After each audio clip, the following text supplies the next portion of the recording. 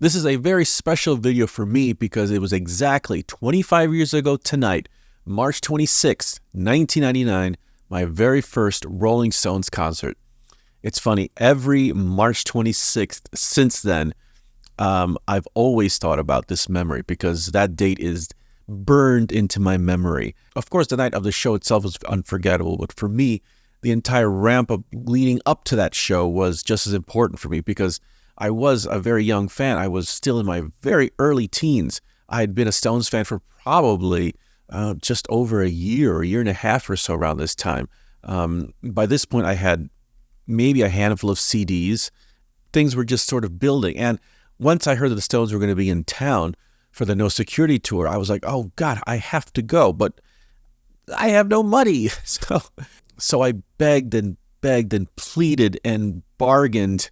My parents allowed me to get the cheapest ticket possible. And off we went to Carson Peary Scott, which was our department store nearby, to the Ticketmaster outlet.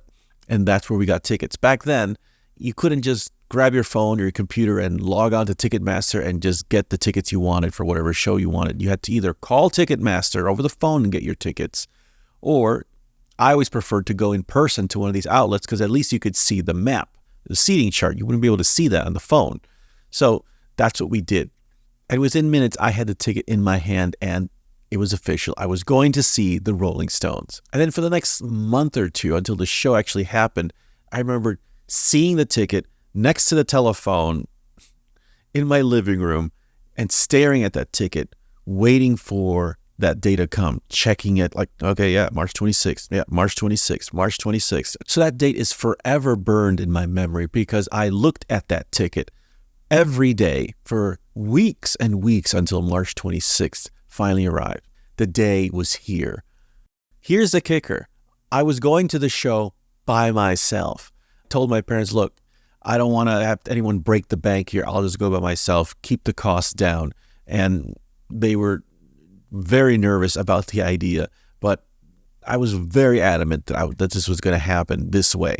You know, now, of course, it's unheard of to send a 14-year-old just outside to get something in the car, more or less inside the United Center for a rock show, you know, but I was tall for my age, so no one really noticed. And before the show, my parents slipped me some money to get something to eat, but of course, I used that money to buy merch. I bought this shirt and I bought this shirt. I wasn't going to leave there without something to remember the night by. So I had my two shirts and off I went to go find my seat. And the whole time I had the ticket, I knew exactly where my seats were. And I was just hoping that it wouldn't be as bad as I thought they would be. And there was no denying that these weren't going to be great seats. Because once I entered into the bowl of the United Center, it was just one step down, one flight of steps, and there was my seats. You know, it was literally if not the second to the last, but one of the last few rows of the entire building. I'll never forget section 309, row 16. Yeah, way up there. And, you know, I couldn't let it bother me. I was in the room. This was going to have to do. That night was also special because I also smelled weed for the first time. You know, this was way before it being legal anywhere. So, you know, and as a young person, I wasn't, you know, partaking in that.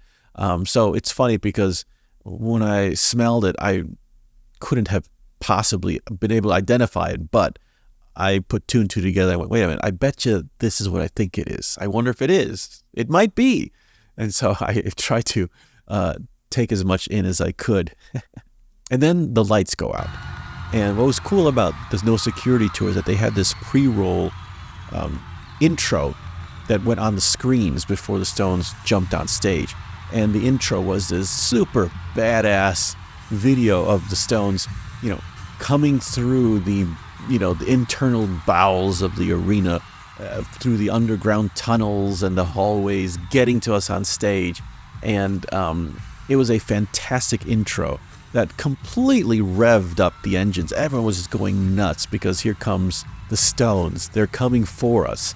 And it was just a badass image. I remember thinking, oh my God, it's actually happening. And the moment the video ended and Keith Richards comes up on stage and the place completely explodes, I was transported. I was locked in. I was in for the ride. I was completely mesmerized. I could not keep my eyes off of them. I couldn't believe they were real. You know, you have to imagine all this time I had been listening to them and watching them on TV and VHS tapes. So they were always these mystical, magical beings to me. That they couldn't possibly be real. And so that night it was confirmed that they were.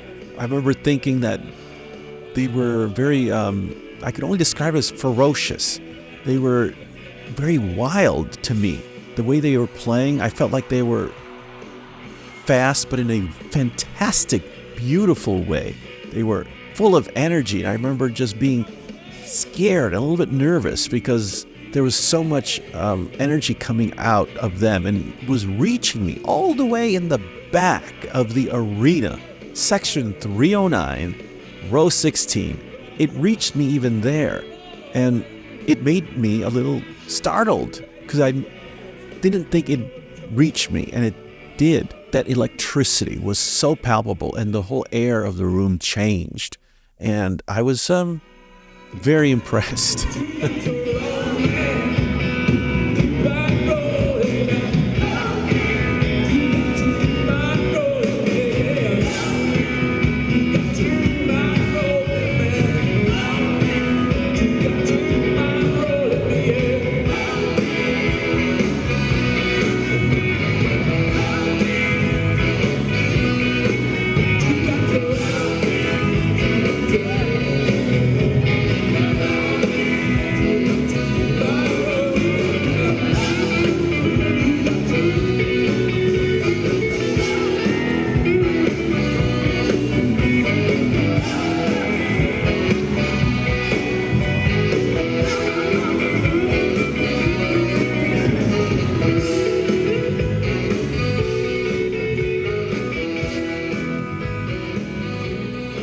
So yeah, the show is over, and as usual, on the way out, everyone is screaming "woo woo" from "Sympathy for the Devil" because it was the last song of the night, so everyone had it on their minds.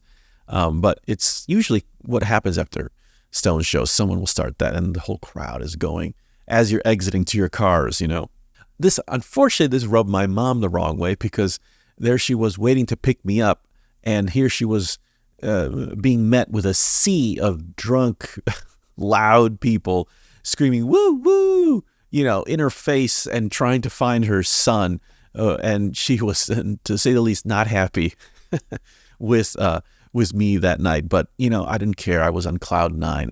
This was the beginning of something. I knew.